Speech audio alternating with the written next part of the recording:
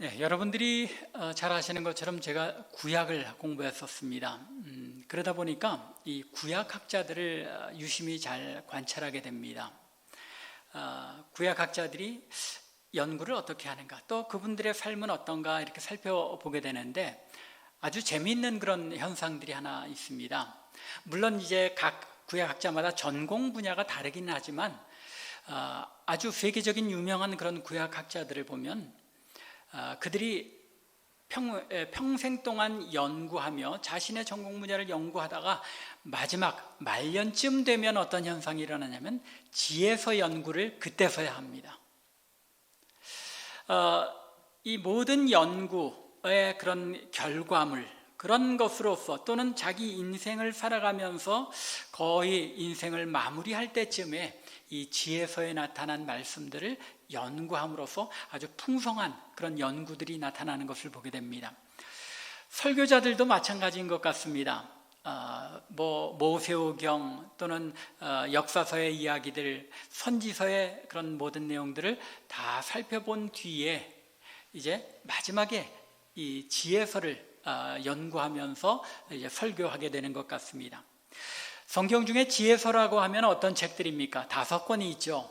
욥기, 시편, 잠언, 전도, 아가서, 이 5책을 지혜서라고 하는데 그나마 욥기와 시편은 목사님들이 종종 부분적으로나 또는 전체적으로 이제 자주 살펴보기는 하는데 잠언, 전도서, 아가서는 설교를 들어보기가 참 쉽지 않은 것 같습니다. 지혜서가 그만큼 어렵고 인생을 살 만큼 살아서 어느 정도 인생에 대해서 이해할 만할 때에 그런 때가 되어야 다룰 수 있는 부분이라는 사실을 신학자들이나 또 목회자들의 그런 설교를 통해서 우리가 알 수 있는 것입니다. 전도서를 쓴 솔로몬도 마찬가지였던 것 같습니다. 솔로몬이 열왕기서에 보면 솔로몬이 어떤 모습으로 마무리가 됩니까? 왕비와 컨큐바인 후궁들, 첩들을 3,000명이나 두고 그렇게 많은 후궁들과 첩들 때문에 우상 숭배에 빠져서 하나님께로부터 멀어진 것으로 열왕기가 끝나고 맙니다. 참 그랬다면 솔로몬조차도 그랬구나 하고 우리가 실망하고 끝날 수밖에 없는데 이 전도서를 보면 전도서를 기록한 이 솔로몬이 이 삶의 마지막 부분에 자신이 허랑방탕한 삶도 살아보고 부귀영화도 누려보고 우상숭배도 해보고 그런 모든 허랑방탕한 삶을 다 경험해 본 결과 뭐라고 이야기합니까? 헛되고 헛되며 헛되고 헛되도다. 그 모든 것들이 다 헛되도다. 결국 그 모든 삶을 돌아보며 말년에 기록한 이 전도서를 통하여 이 우리의 삶에서 하나님이 없는 그런 삶은 헛된 삶이더라 하고 고백함으로써 결국은 하나님께 돌아와서 그 심령이 다윗의 아들답게 하나님께로 돌아온 것임을 우리가 알게 됩니다.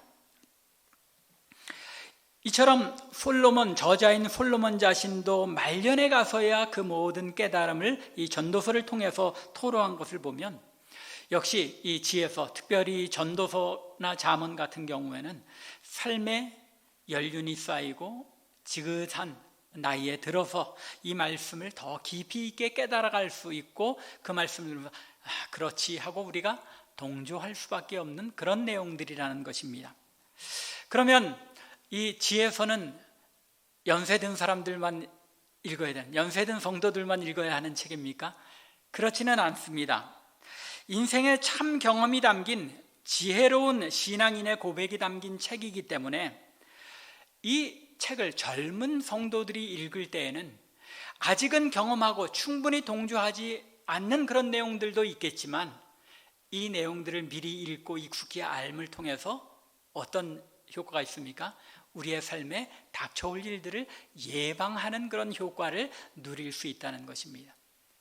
바로 그러한 이유 때문에 하나님께서 이 지혜서의 책들을 우리 성도들에게 기록하여 들려주시는 것입니다. 나이든 성도들은 연세든 성도들답게 이 말씀을 통하며 역시 하나님의 이 말씀이 참 내 삶을 비춰보아도 진리더라 하고 깨달으면서 하나님의 은혜를 돌아보게 하는 것이고, 젊은 성도들은 젊은 성도들대로 이 말씀의 내용들을 익숙히 잘 깨달아 알므로 말미암아, 미리 알므로 말미암아 앞으로 살아갈 삶에 대비할 수 있는 이런 유익을 위해서 이 말씀을 주셨다는 것입니다. 오늘 우리가 살펴볼 본문은 이 전도서 중에서도 3장 1절부터 15절입니다. 이 중에서 우리가 전반부에 읽은 1절부터 8절 말씀은 유명한 구절이죠. 성도들이 많이 들어본 그런 내용이기도 합니다. 그런데 이 부분을 설교를 주로 어떤 때 여러분들이 들어보셨습니까? 장례식 설교로 주로 많이 들어보셨을 것 같습니다. 왜 그렇죠? 2절에 보면 날 때가 있고 죽을 때가 있다. 인생이라는 것이 이렇게 날 때가 있으면 죽을 수밖에 없는 것이 인생이다 하는 내용을 가지고 장례식 설교로 많이 듣게 됩니다. 그런데 이 전도서를 기록한 기록자를 가리켜서 우리가 솔로몬이 기록한 것을 아는데, 전도서를 이야기할 때는 전도자라는 그런 표현을 사용하고는 합니다. 히브리어로는 코헬렛이라고 하는데, 이제 오늘 설교에서도 솔로몬이라는 표현보다는 전도자가 무엇이라고 이야기했는지 우리가 이야기하며 하나님의 은혜를 살펴보고자 합니다. 이 내용이 사실은 1절부터 8절까지 인생에 나타나는 절기에 대해서 이야기하고 있지만, 사실 그 절기에 대해서 이 코헬렛이 전도자가 이야기하고자 하는 것이 무엇인지를 정확하게 이해하려면 사실은 이 15절까지를 다 살펴보아야 왜 전도자가 이 이야기를 하고 있는지, 사실은 더 나아가서는 전도자 전체에 따라서 인생의 때, 인생의 시기에 대해서 전도자가 이야기하고자 하는 내용이 무엇인지를 이해하게 되는 것입니다. 먼저 오늘 본문을 통해서 전도자는 인생에 일어나는 모든 일에는 기한이 있고 때가 있다고 선언합니다. 그런데 이 때와 기한을 누가 정하셨다고요? 여호와 하나님께서 이 모든 때를 정하셨다라고 선언합니다. 1절을 보면 범사에 기한이 있고 천하만사가 다 때가 있나니라고 선언합니다. 인생을 살며 일어나는 모든 일에는 다 정해진 시기가 있다는 것입니다. 그리고 하늘 아래 일어나는 모든 일에는 다 그 때가 있다는 것입니다. 그리고는 이 때의 대표적인 것들을 이제 2절부터 8절에 걸쳐서 열거합니다. 날 때와 죽을 때, 심을 때와 뽑을 때, 어려운 말씀 없습니다. 죽일 때와 치료할 때, 헐 때와 세울 때, 울 때와 웃을 때, 슬퍼할 때와 춤출 때, 돌을 던져버릴 때와 돌을 거둘 때. 이거는 무슨 이야기인지 여러분들이 조금 애매하실 것 같아요. 학자들이 이 부분을 이제 연구하기를, 돌을 던져버린다는 것은 이제 땅을 기경하지 않을 때에, 기경하지 못하도록 돌을 던져버림으로써 땅을 갈지 못하도록 하고 나중에 다시 돌을 거두고 그것을 기경한다는 그런 의미로 보기도 합니다. 또는 이제 나쁜 의도로 남의 땅에 기경하지 못하도록 할 때 나쁜 의도로 돌을 던져버림으로써 그 땅을 기경하지 못하도록, 경작하지 못하도록 방해하는 그런 마음들을 이야기한다고 보기도 합니다. 또 어떤 학자들은 이 부분을 성을 허물어서 그 돌들을 갖다 버릴 때, 성을 허무는 것, 건물을 허무는 것으로 보기도 합니다. 그리고 또 건물을 다시 거둘 때는 어떻습니까? 돌을 거둘 때는 돌을 걷어다가 다시 건물을 세울 때, 그런 표현으로 보기도 합니다. 그런데 이제 제 생각에는 그 뒤에 나타난 안을 때와 않는 일을 멀리할 때라는 그 표현을 볼 때, 이 히브리 시는 대꾸가 있죠. 그래서 같은 내용을 반복하면서 그 반복하는 내용을 조금 다르게 표현하는 그런 이제 표현 방법을 사용합니다. 따라서 안을 때와 않는 일을 멀리할 때, 이것은 무슨 이야기입니까? 뭐 부부간의 관계를 이야기하는 것이기도 하고, 또 형제들끼리 친숙해서 안고 또 멀리하는 관계에 대한 표현으로 생각할 수 있습니다.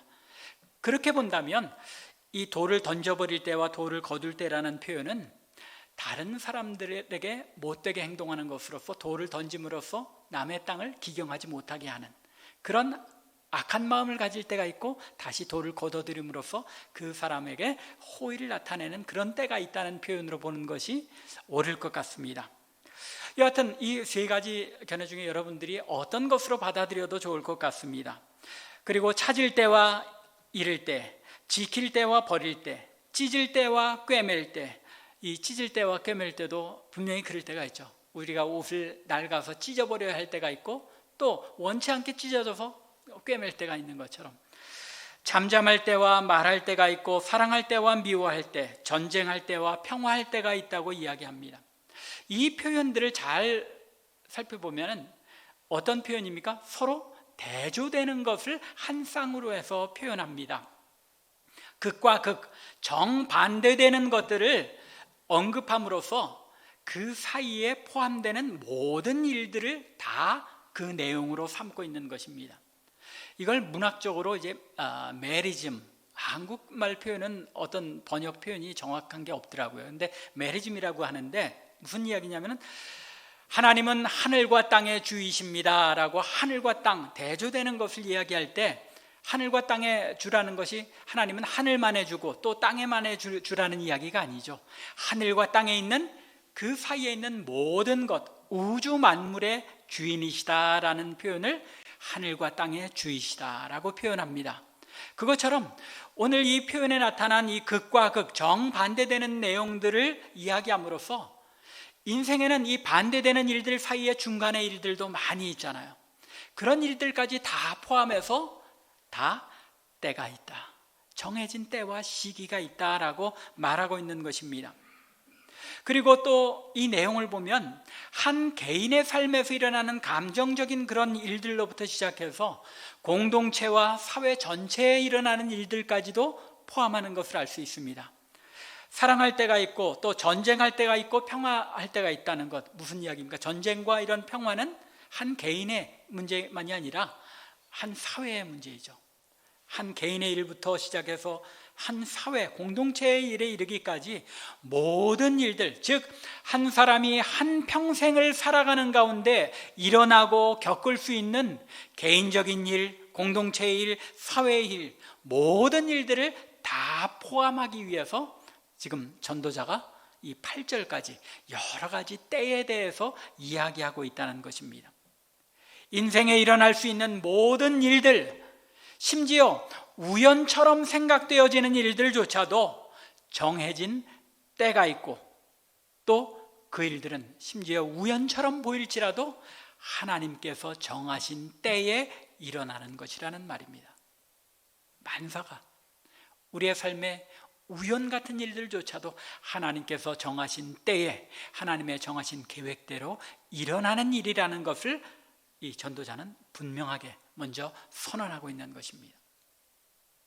여러분들의 삶에 일어나는 모든 일들, 하나님이 정하신 때에 하나님의 계획대로 일어나는 일임을 인정하실 수 있기 바랍니다. 이 때를 정하신 분이 바로 우리 하나님이시라는 것입니다. 10절에 이렇게 이야기합니다. 하나님이 인생들에게 노고를 주사 애쓰게 하신 것을 내가 보았노라. 그 모든 일들을 하나님께서 인생의 노고를 행하도록 주셨다는 것입니다. 주신 분이 하나님이시라는 것입니다. 그리고 애쓰게 하신 분이 하나님이시라는 것입니다. 하나님이 이 때들을 정하시고 인생들에게 주시고, 그것으로 말미암아 우리가 갈등하며 몸부림치며 애쓰고 힘쓰고 수고하게 하셨다는 것입니다. 또 11절 상반절을 보시기 바랍니다. 하나님이 모든 것을 지으시되 때를 따라 아름답게 하셨고 또 사람들에게는 영원을 사모하는 마음을 주셨느니라. 하나님이 모든 것을 지으셨다, 또 이 시간들까지도 지으셨다라고 선언합니다. 신앙을 가진 사람들이라면 이런 사실을 인정하는 것은 어렵지 않은 것처럼 보입니다. 여러분들 다 인정하시죠? 내 삶에 일어나는 모든 일들 하나님께서 정하신 때에, 하나님께서 정하신 그 시기에 일어나는 것이다, 인정할 수 있는 것처럼 생각됩니다. 그런데 우리가 이런 사실을 믿을 수 있는 것 같은데도 실제 우리의 삶에 들어가 보면 과연 그렇느냐는 것입니다. 이 사실들이 우리의 인생과 결부되면 그것을 인정하기가 쉽지 않더라는 말입니다. 여러분들에게 기쁘고 즐거운 일이 생길 때는 그럴 수 있습니다. 그런데 어렵고 힘든 일이 생길 때에 우리가 왜 그렇게 고민하고 힘들어합니까? 그 일들을 하나님께서 왜 내게 주셨는지, 과연 이게 하나님께서 나에게 주시는 일인지 우리가 확신할 수 없기 때문 아닙니까? 여러분들이 여러분들의 믿음의 고백대로 내 삶의 모든 일들, 우연 같은 일들, 심지어 어려운 일들조차도 하나님께서 정하신 때에 하나님께서 허락하셨기 때문에 일어나는 일이라면 그걸 가지고 우리가 받아들이지 못해서 갈등하고 고민하고 어려워하는 일은 없어야 하지 않겠느냐는 것입니다. 우리가 고민하고 갈등하고 힘들어하는 것, 왜 그렇습니까? 그게 내 삶에 닥쳐왔을 때는 그것을 인정하고 받아들이기가 어렵다는 말입니다. 전도자 역시 마찬가지였습니다. 그래서 9절에서 전도자가 이렇게 고백합니다. 일하는 자가 그의 수고로 말미암아 무슨 이익이 있으랴. 일하는 자가, 굉장히 엉뚱한 표현 같죠? 8절까지 때에 대해서 이야기해놓고 갑자기 일하는 자가 그의 수고로 말미암아 무슨 이익이 있으랴라고 말합니다. 그런데 이 말씀은 사실은 2장, 바로 앞장인 2장 22절과 23절의 내용을 요약한 표현입니다. 2장 22절과 23절에서 이렇게 전도자가 이야기합니다. 사람이 해 아래에서 행하는 모든 수고와 마음에 애쓰는 것이 무슨 소득이 있으랴. 일평생에 근심하며 수고하는 것이 슬픔뿐이라. 그 마음이 밤에도 쉬지 못하니 이것도 헛되도다. 그 모든 때에 닥치는 어려움들, 그것 때문에 수고하고 애쓰느라고 슬퍼하며 또 쉬지 못하고 어려워하는 것, 그 모든 것이 헛된 일이더라라는 것입니다. 왜 그렇습니까? 가만히 인생을 살펴보니까 일하는 자가 아무리 수고해도 그 수고하여 모은 것을 누리는 사람은 자기 자신이 아니라 다른 사람이더라는 겁니다. 백만장자가 돈을 잔뜩 그렇게 모아놓아도 그 모은 돈을 쓰고 날리는 사람은 누굽니까? 허랑방탕한 자녀들이 다 쓰고 날리는 겁니다. 결국 다른 사람 좋은 일을 하면서 본인은 그 일을 위하여 근심하고 수고해봐야 결국은 돌아오는 것은 슬픔뿐이고 헛된 일이더라라는 것입니다. 그렇기에 인생의 모든 시기와 때에 일어나는 모든 일 역시 수고하고 근심해봐야 아무 해결책이, 대책이 없더라는 것입니다. 왜요? 그 일들은 하나님께서 정하신 일이기에 변할 수 없고 결국은 일어날 일이더라라는 것입니다. 그래서 이 전도자는 이렇게 하나님께서 정하신 시기와 때에 우리 인생에 일어나는 일들이기에 그 일들 가지고 고민하는 것, 그것조차도 우리가 헛되다고 이야기하면서, 왜냐하면 거기에 하나님께서 그 일들을 주시는 목적이 있기 때문이라는 것을 우리에게 알려줍니다. 하나님께서는 그러면 왜 이런 일들을, 인생의 모든 일들을 때와 기한을 두고 우리의 삶에 일어나게 하시느냐 하는 것을 전도자가 관찰한 그 모든 내용들을 오늘 우리에게 그 비밀을 알려주고 있는 것입니다. 10절에서 다시 이렇게 표현합니다. 하나님이 인생들에게 노고를 주사 애쓰게 하신 것을 내가 보았노라. 하나님께서 이 일들을 통하여 우리에게 무엇을 하게 하십니까? 고민하고 애쓰고, 이게 왜 그런지 알기 위해서 노력하고 힘쓰게 하십니다. 하나님께서 인생의 시기와 때를 정하시고 모든 일이 일어나게 하시는 것은 인간들로 하여금 그 일들을 통해서 고민하게 하셨는데, 거기에는, 이렇게 고민하게 하신 데는 이유가 있다는 것입니다. 그 이유를 간단하게 결론부터 먼저 말씀드리면 14절에서 나타난 것처럼 하나님을 경외하게 하기 위해서라는 것입니다. 14절 하반절입니다. 하나님이 이같이 행하심은 사람들이 그의 앞에서 경외하게 하려 하심인 줄을 내가 알았도다. 우리 인생에 일어나는 모든 일들을 통해서 우리가 고민하고 애쓰고 힘들어하는 그 과정을 겪게 하시는 일은 무엇입니까? 이유가 무엇이라는 겁니까? 결국은 그 모든 때를 하나님께서 정하신 것이고, 그것을 통해서 하나님을 경외하는 일을 배워나가게 하기 위해서 이런 모든 일들을 때와 기한을 정하시고 우리의 삶에 일어나게 하셨다는 것입니다. 하나님께서 인생들로 하여금 때에 따라서 수많은 일들을 겪게 하시고 그 안에서 고민하고 애쓰게 하시지만 그 모든 일을 겪는 과정들을 통해서 결국 하나님을 경외하게 하시려고 그런 일들의 때와 기한을 두고 행하신다는 말입니다. 이처럼 인생으로 하여금 그 정해진 때에 일어나는 일들로 인해서 수고하고 애쓰게 하시지만 결국 그 모든 일들을 때에 따라서 어떻게 하신다고 말씀하십니까? 때에 따라 아름답게 하시고 영원을 사모하는 마음을 주셔서 그것을 견디게 하시고 그 아름다운 때를 보게 하신다는 것입니다. 11절입니다. 하나님이 모든 것을 지으시되 때를 따라 아름답게 하셨고 또 사람들에게는 영원을 사모하는 마음을 주셨느니라. 그러나 하나님의 하시는 일의 시종을 사람으로 측량할 수 없게 하셨도다. 이것이 하나님께서 신비한 방법으로 우리의 삶에 역사하시는 방법이라는 말입니다. 하나님께서 인생의 모든 때와 시기에 때로는 좋은 일이, 때로는 굳은 일이 일어나서 인생으로 하여금 고민하며 애쓰게 하시지만 때가 되면 어떻게 하십니까? 그 모든 일들이 아름답게 마무리되게 하셨다는 것입니다. 때를 따라 아름답게 하셨다는 것입니다. 그리고 그 과정에서 아름답게 마무리될 때까지는 그 일을 견뎌나가기 위하여 힘쓰고 애쓰고 수고하지만 그것을 견딜 수 있는 마음은, 힘은 어디서 나옵니까? 우리 안에 있는 영원을 사모하는 그 마음을 하나님께서 주셨기 때문에 우리는 그 과정이 힘들고 어렵더라도 그것을 견뎌나가게 된다는 것입니다.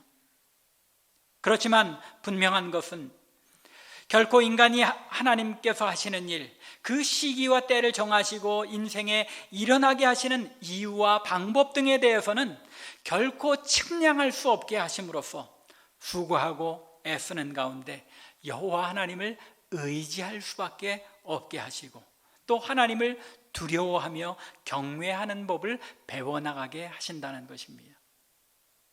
어떻습니까? 이 전도자가 지금 자신의 삶을 통해 깨달은 것을 여러분들에게 전하는 이 말씀이 동의가 되십니까? 우리 인생에서 일어나고 있는 일들이잖아요. 참 왜 나에게 이런 일들이, 이런 어려움들이 일어나는지 알지 못하지만, 그리고 그 하나님의 계획을, 정해진 때를 우리가 측량할 수도 없지만 분명한 것은 우리 안에 영원한 하나님 나라를 소망하는 이 마음들을 주시고 그것을 힘쓰고 애써가는 가운데 그게 안 될 때 하나님께 의지하고 하나님께 모든 것을 맡기며 하나님을 경외하게 하시는 것입니다. 우리는 이러한 사실을 전에 욥기를 강의하면서 살펴보았습니다. 욥에게 그토록 엄청난 큰 비극이 닥쳤지만 우리는 말씀을 통해서 그 일이 왜 일어났는지 알고 있습니다. 사탄이 하나님께 욥을 해할 것을 청하여서 일어난 일이지만 욥은 마지막까지 이 일을 알았습니까? 몰랐습니까? 몰랐습니다. 자신에게 왜 이런 일들이 일어나는지 알지 못했습니다. 마지막에 가서 하나님과 대화하며 하나님께서 욥에게 은혜를 베푸셔서 그 모든 천하 만물을 어떻게 지으셨는지를 보이셨을 때 욥의 마음에 깨닫게 된 것은 자신의 그 일어난 일에 대한 어떤 해답이 아니라 뭘 배우게 됩니까? 여호와 하나님을 경배하고 여호와 하나님을 경외할 수밖에 없게 된 것을 욥이 고백합니다. 하나님을 경배하는 모습으로 끝나게 되는 것입니다. 요셉의 삶도 마찬가지였습니다. 형들에게 미움을 받아서 애굽으로 팔려갔습니다. 보디발의 집에서 인정을 받고 자리를 잡나 했습니다. 먹구름이 좀 지나가고 이제는 맑은 날, 맑게 개인 날이 찾아오나 했습니다. 그런데 어떤 일이 일어납니까? 보디발의 아내의 모함으로 말미암아 성추행범으로 몰려서 감옥에 갇히게 됩니다. 요셉의 인생을 보면 엎친 데 덮치는 삶, 종살이에서 감옥살이로 떨어지는 설상가상의 삶이었습니다. 그런데 욥이 그런 어려움을 겪으면서 참 얼마나 자신의 삶에서 한탄이 많았겠습니까? 억울함이 많았겠습니까? 그런데 마지막에 하나님께서 왜 그런 일들을 자기에게 행하셨는지를 깨닫고 하나님을 찬양하게 됩니다. 언제입니까? 형들이 아버지를 모시고 애굽 땅에 내려오게 되었을 때 이 모든 일들을 하나님께서 행하신 일임을 고백하게 되는 것입니다. 전도자가 11절에서 고백한 것처럼 때를 따라 아름답게 하시는 하나님의 섭리를 깨닫게 되고 하나님을 경외하게 된 것입니다. 이것이 바로 전도자가 깨달은 깨달음이었습니다.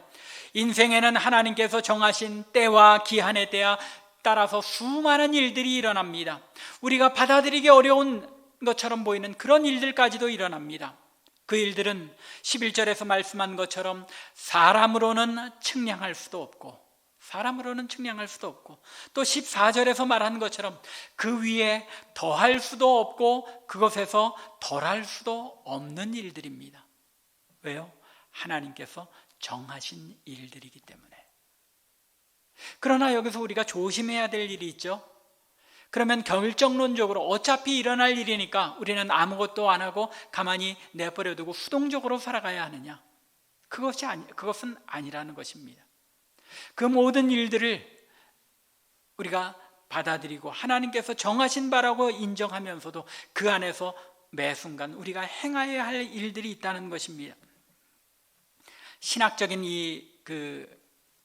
텐션의 문제, 그거에 대해서는 우리가 나중에 기회 있을 때 살펴보겠지만 분명한 것은 이 모든 때를 하나님께서 정하신 것이고 이 때를 어떻게 지나가야 하는지에 대해서는 우리가 또 이 말씀을 통해서 분명하게 깨달아 알아야 한다는 것입니다.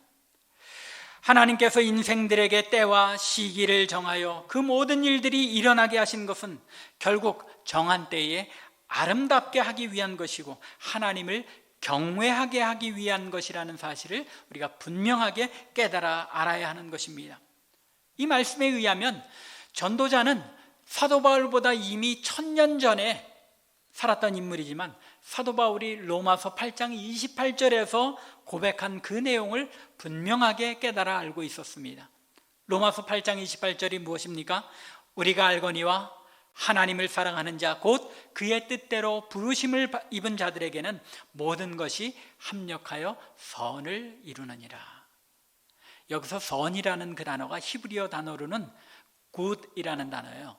굿, 아름답다, 보기 좋다, 하나님께서 보기 좋다 하고 하시는 게 이 토브라는 단어인데 이 단어의 표현이 바로 하나님께서 모든 때를 정하시고 아름답게 하셨다는 그 말씀의 의미인 것입니다. 전도자는 인생에 일어나는 모든 일들 가만히 돌아보니까 그 모든 것이 내 뜻대로 된 것이 없고 하나님의 뜻대로 하나님께서 정하신 대로 다 일어나는데 결국에는 내가 받아들일 수 없는 그런 내용들인 것처럼 보이는 일들까지도 하나님께서 마지막에 아름답게 하셨더라 라고 고백하고 있는 것입니다. 인생의 모든 좋은 때와 굳은 때가 있는 것, 그것은 그 모든 일들을 인하여 우리가 여호와 하나님을 바라보고 경외하게 하기 위한 것이며 결국 그 모든 일들이 합력하여 우리에게 유익이 되고 하나님의 선한 목적을 이루게 되는 것임을 믿으시기 바랍니다. 우리의 삶에 하나님께서 이렇게 역사하시는 것입니다. 여러분들의 생을 돌아볼 때에 이전에 지나온 길들이 그때는 그렇게 하지 말았어야 하는데 내가 실수했구나 후회되는 일들이 있습니까? 그 후회로 인하여 너무 집착하고 괴로워하지 마시기 바랍니다. 그 일들까지도 하나님께서는 우리의 삶에 선한 열매로 맺게 하시는 것입니다. 이처럼 전도자는 자신의 생에 일어나는 모든 일들이 하나님의 뜻 안에서 아름다운 열매로 결실을 맺게 되는 것임을 고백하면서, 그러면 하나님의 백성들이, 여호와를 경외하는 자들이 이 때를 어떻게 누려야 하는가, 이 시기들을 어떻게 대응해야 하는가에 대해서 우리에게 알려줍니다. 이 자신이 깨달은 이 비밀을 우리에게 알려주고 있는 것입니다. 먼저는 자신에게 일어나는 일이 마치 인류 역사상 처음 나에게만 일어나는 일인 것처럼 호들갑 떨지 말라는 것입니다. 15절입니다. 이제 있는 것이 옛적에도 있었고 장래에 있을 것도 옛적에 있었나니 하나님은 이미 지난 것을 다시 찾으시느니라. 내 삶에 나에게만 청천벽력같이 일어나는 처음 있는 일처럼 여기지 말라는 것입니다. 담대하게, 담담하게 이 일들을 우리가 하나님께서 주신 일인 줄로 알고 그것을 지고 지나갈 수 있어야 한다는 것입니다. 의연하게 대처하는 방법을 배워나가야 한다는 것입니다. 왜요? 하나님께서 내가 감당할 만하기에 주신 일이기 때문에. 어떻게 의연하게 대처하라고 합니까? 그 삶의 순간순간을 기뻐하며 선을 행하는 것이 그 방법이라고 알려줍니다. 그래서 12절에서 전도자는 이렇게 말합니다. 사람들이 사는 동안에 기뻐하며 선을 행하는 것보다 더 나은 것이 없는 줄을 내가 알았고, 정해진 때에 하나님께서 주신 일들이 우리 삶에 일어날 때 그 일들에 대해서 우리가 그 순간순간 불평하고 어려워하고 염려하고 고민하기보다는 그때 행할 수 있는 최선의 길이 무엇인가, 하나님께서 이때에 나로 하여금 어떻게 행하기를 원하시는가를 잘 판단하고 그 일들을 행하는 것, 그것보다 더 좋은 일이 없는 줄을 내가 알게 되었다라고 말합니다. 뿐만 아니라 두 번째 방법은 일상의 삶에 주어진 것들을 하나님의 선물인 줄로 알고 감사하며 살아가라는 것입니다. 13절입니다. 사람마다 먹고 마시는 것과 수고함으로 낙을 누리는 그것이 하나님의 선물인 줄도 또한 알았도다. 여러분들이 아무리 어렵고 힘든 일들 가운데서도 여러분들의 일상에는 하나님께서 주신 선물들로 가득하다는 것입니다. 어려운 일들을 지나갈 때에도 우리에게는 사랑하는 가족들이 있습니다. 어려운 일들을 지나가는 중에도 우리가 먹고 마실 것을 하나님께서 공급해 주십니다. 이러한 것들을 누리는 것 자체가 하나님의 선물인 줄로 알고 그 가운데 기뻐하고 감사하며 그 때를 지나갈 수 있어야 한다는 것입니다.